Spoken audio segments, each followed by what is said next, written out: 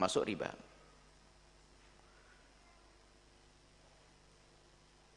Ribanya ribayat namanya. Ada riba itu ada riba, ribayat. Jadi karena tidak diserah terimakan secara langsung. Maka kredit emas adalah tidak diperkenankan dan hukumnya adalah haram masuk wilayah riba. Dan sekaligus perlu kami jelaskan, tidak semua riba itu adalah harus merugikan. Ini tidak ada yang dirugikan. Jual emas dengan ngambil emasnya dulu lalu bayarnya nanti, tidak ada yang dirugikan, akan tapi melanggar Allah, karena itulah yang disebut sebagai riba. Maka hindari. Cuman yang ditanyakan tadi bisa saja dirubah menjadi tidak riba. Kredit itu begini, saya ambil emasnya, baru saya cicil barangnya. Itu kredit yang tidak diperkenankan. Tapi kalau saya pengen beli emas, cuman uang saya belum cukup, Anda bayari saja dulu dalam arti kayak menabung. Saya titipkan uang kepada penjual emas. Jadi kalau sudah full, baru nanti terjadi transaksi, duit kau ambil, emas aku ambil. Nanti transaksinya, biar tidak masuk wilayah riba.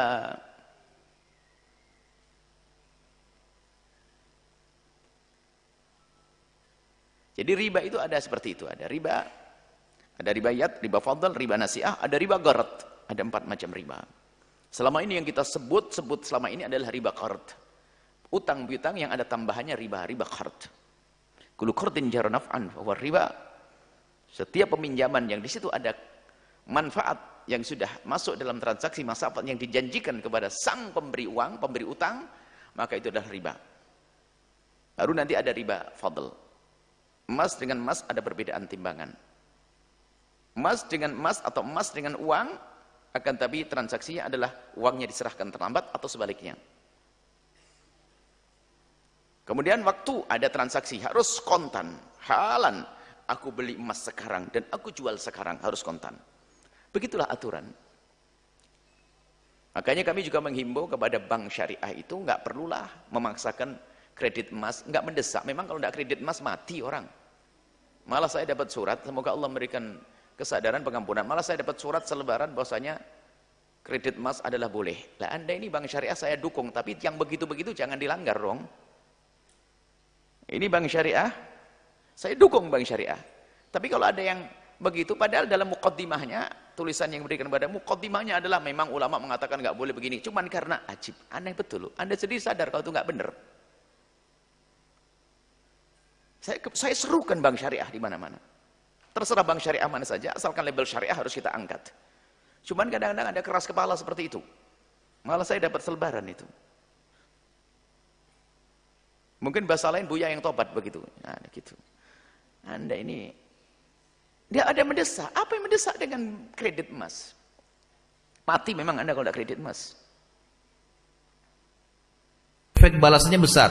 Dan 2 rakaat sholat duha menutupi sedekah untuk 360 sendi. Gitu ya. Hadis yang lain riwayat Muslim kata Nabi SAW, puasa 1 hari di jalan Allah menjauhkan pelakunya tadi yang berpuasa itu dari api neraka sejarak 70 tahun. Gak berimbang antara yang kita lakukan ketaatan, ya, menikmati yang halal itu dengan balasannya. Sebagaimana juga kalau dosa teman-teman sekalian, dosa itu luar biasa efeknya. Hati-hati. Selama itu haram jangan pernah laku. Saya pernah kedatangan beberapa orang di Jakarta, tapi alhamdulillah mereka meninggalkan yang haram. Mereka kerja di bank konvensional, bank riba. Lalu mereka tanya, Ustaz, saya sudah dengar ceramahnya Ustaz tentang masalah riba dan saya tahu itu sudah tidak bisa. Cukuplah hadis Nabi SAW yang berbunyi 1 dirham riba lebih berat daripada 36 kali berzina. Itu kan berat sekali gitu kan. Jadi zina dosa besarnya 36 kali. 1 dirhamnya bagaimana kalau jutaan atau miliaran? Ini luar biasa. Maka saya mau tinggalkan, tapi saya sudah terlanjur kerja. Gimana caranya? Gitu kan? Gimana caranya saya meninggalkan sementara anak istri saya mau makan apa gitu? Saya sempat tanya begini teman-teman. Jadi ambil pelajaran saya dari diskusi saya ringan sama dia. Saya bilang, akhi, saudaraku, umur Anda berapa sekarang? Dia bilang sekitar 37 tahun. Baik, 30 tahun. Terus saya bilang, sudah berapa lama Anda bekerja di bank ini? Dia bilang 3 tahun. Dari umur 27 tahun sampai sekarang. Terus saya bilang, kalau begitu 27 tahun ke belakang itu apa pekerjaan Anda? Dia bilang, saya tadinya pindah-pindah tempat kerja waktu saya sudah mulai kerja. Tapi sebelumnya tentu sekolah, hidup sama orang tua. Siapa yang biayai selama 27 tahun? Dia bilang, orang tua saya. Sampai saya kerja baru kemudian saya bisa menghidupi diri sendiri. Baik. Selama 27 tahun yang kita mulai dari umur 0 Anda. Umur 0 itu baru sperma bertemu dengan sel telur lalu kemudian menjadi gumpalan. Anggaplah sudah mulai ada ruhnya di 4 bulan di rahim ibu. Pada saat itu 9 bulan di kantong air di dalam perut ibu. Pernah enggak ya, Mas ini saya panggil Mas ini berpikir kalau makan dan minum dari mana? Enggak pernah Ustaz. Baik. Dari mana makanan minum Anda waktu saat itu? Dari ibu. Baik, ibu kita setengah mati makan, minum. Kalau dalam ilmu medis disuruh minum susu yang ada asam folatnya lah, makanan bergizi lah. Lalu kemudian diatur dengan hikmah Allah melalui plasenta, saripatinya masuk, kita hidup 9 bulan di kantong air. Gak pernah berpikir tuh. Baik, setelah lahir jadi anak-anak. Anggap sampai kita SMP, Mas sampai umur berapa nih ditanggung sama orang tuanya? Sampai selesai kuliah Ustaz. Baik. Waktu kita masih kecil lah, anggap masih anak-anak, masih SD, SMP, kadang-kadang SMA. Kalau kita butuh sesuatu sama orang tua, apa yang kita lakukan? Cuma tahu merengek. Ibu, ayah belikan, tidak dibelikan nangis. Dari mana orang tua kita punya uang bisa memberikan kebutuhan kita? Pakaian kita pakai bolak-balik. Ini teman-teman sini kalau menghitung item baju yang kita pakai dari kecil itu sudah berapa ratus tuh, gitu kan? Berapa ribu piring yang sudah kita makan makanan dan berapa juta item yang sudah kita konsumsi dari beragam macam makanan kalau dihitung dari kecil sampai sekarang itu luar biasa. Saya bilang pernah nggak berpikir pada saat itu dari mana semua? Dia bilang tidak pernah. Saya bilang kalau begitu Allah menanggung nggak hidup Anda? Ditanggung Ustaz. Jelas ya, ditanggung sama Allah. Iya, ditanggung. Baik. Kenapa setelah jadi sarjana cerdas sekarang ketakutan? Kenapa ketakutan nih? Allah memberikan rezeki semut yang ada di lubangnya, burung yang buta matanya yang tidak bisa terbang. Allah memberikan rezeki semua makhluknya, gitu kan? Dengan tidak diminta pun akan dikasih oleh Allah Subhanahu wa taala. Kenapa Anda sekarang malah ketakutan? Orang yang sedang berbuat haram, teman-teman sekalian, adalah orang yang seperti sedang menginjak becek. Becek nih, diinjak sama dia, kotor kakinya. Lalu dia bilang, saya mau keluar, saya mau bersih nih dari becek ini. Tapi dia nggak keluar dari becek itu. Dia mau tetap di situ, di lumpur itu. Nggak bisa. Keluar dulu. Keluar dari tempat yang kering. Itu pun masih harus dibersihkan tuh. Siram dulu bersih, dikeringkan, baru lepas dari lumpur. Seperti itu orang terjumus dalam masalah dosa. Keluar dulu. Gitu kan? Dari haramin. Karena Allah SWT berfirman, A'udzubillahi minasyaitonirrajim, Innallaha la yughayyiru ma biqaumin hatta yughayyiru ma bi anfusihim. Allah tidak akan mengubah nasib satu kaum sampai mereka mengubah nasib mereka sendiri. Kalau Anda mengatakan, oh saya kalau keluar mau berikan makan apa anak istri saya, sama saja Anda sedang dibecek tadi dan Anda berkata, saya kayaknya mau bersih dari becek ini, tapi di situ nggak bisa, nggak mungkin, harus bisa keluar gitu kan. Tentu ini panjang lebar saya jelaskan teman-teman sekalian, bukan mengatakan ya spontan langsung mengatakan ini adalah perbuatan yang langsung haram ya. Saya mau nanya Pak Ustadz, saya kan dagang. Kalau saya mengangsurkan emas, saya beli emas 1 juta, saya angsurkan jadi 1,5 juta, dibayar angsur 10 bulan. Riba. Riba. Nanti bangkit dari kubur akhirat. Alladzina ya'kuluna riba. Orang yang makan riba. La yaqumuna illa kama yaqumul ladzi yataghabbatu syaitanu minal mas. Bangkit dari kubur macam orang bangkit dari kerasukan setan. Duit riba dikasihkan ke anak. Anak yang makan haram rusak otaknya, payah membaca, payah menghafal Quran. Duit riba dimakan. Ayyumalah min nabata min aramin. Setiap badan yang tumbuh dari yang haram. Sepiring duit riba dibelikan nasi berubah menjadi setetes darah masuk ke jantung, dari jantung naik ke otak, dari otak turun ke mata, mata dosa, telinga dosa, napas dosa, jantung dosa, otak dosa. Jangan heran cakap sama dia 5 menit aja yang baik, berikutnya dosa-dosa karena otaknya riba, haram. Jangan riba. Kalau mau beli emas cash, kalau panci kredit boleh. Apa beda panci sama emas? Karena emas itu adalah uang. Uang dengan uang tak boleh.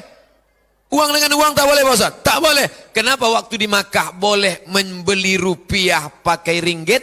Cash. Beli cash boleh. Ini $100, ambil 350 rial. Cash. Yadan biyadin. Cash. Boleh. Tapi kalau Ini duit 500.000, ambil emas 1 gram 500.000, aku jual. Sah, boleh. Tapi kalau kredit tak boleh. Kenapa? Riba. Adapun barang dengan uang tak apa-apa.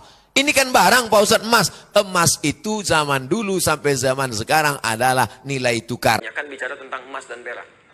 Ya, misal Quran surah ketiga ayat ke-14. Paling kanan agak ke bawah. Zuyyina lin-nasi hubbus syahawati minan nisa'i wal banin wal qanatiril muqantarati minan dzahab wal fiddah.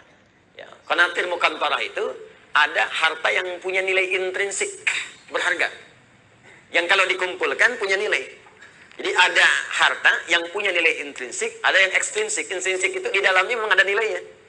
Ya sudah ada nilai, jadi nggak berpengaruh oleh apapun. Emas itu kalaupun pecah masih bisa dijual.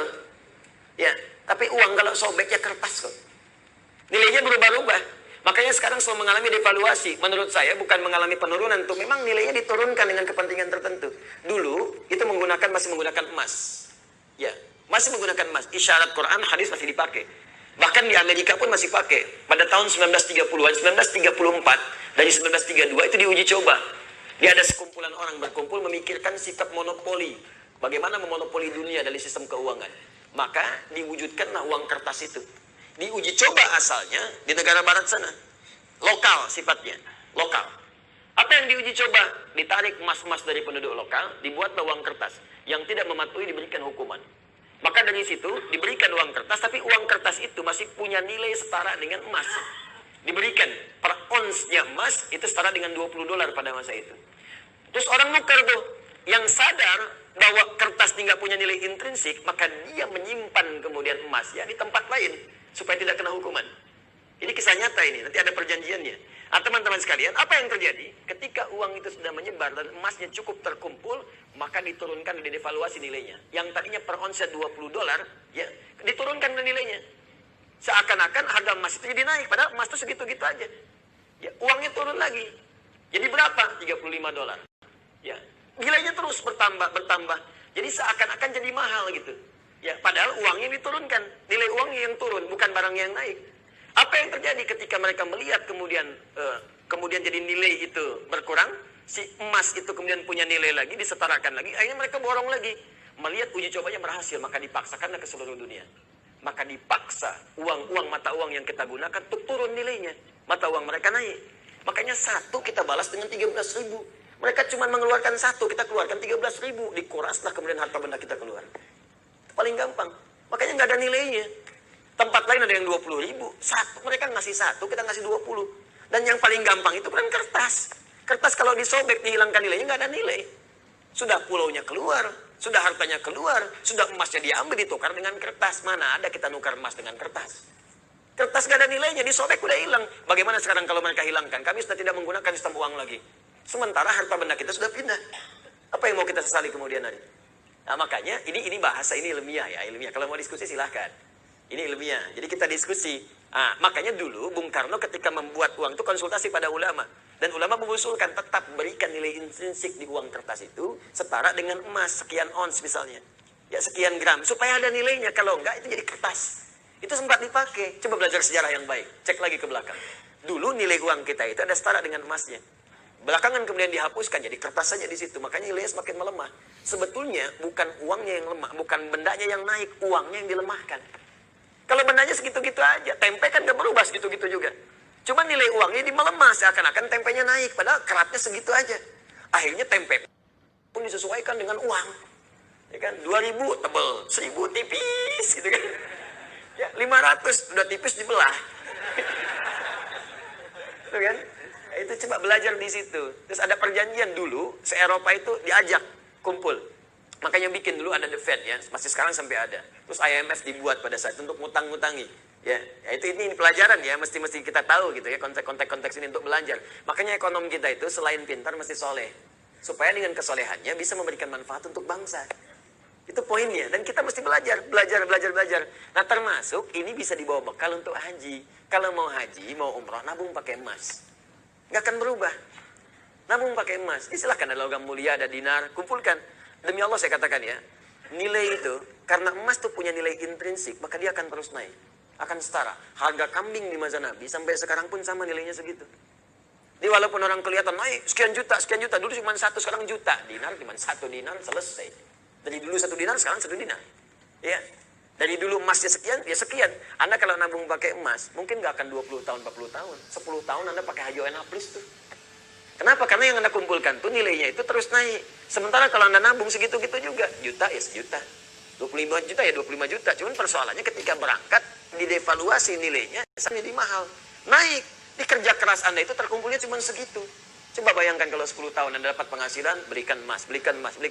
Mungkin akan turun jaraknya. Orang yang nabung 20 tahun ngantri lama-lama, mungkin Anda cuma 10 tahun pakai warna plus. Dapat Anda di situ. Kalau nggak percaya silakan coba buktikan pelan-pelan di situ. Dan tidak melanggar hukum.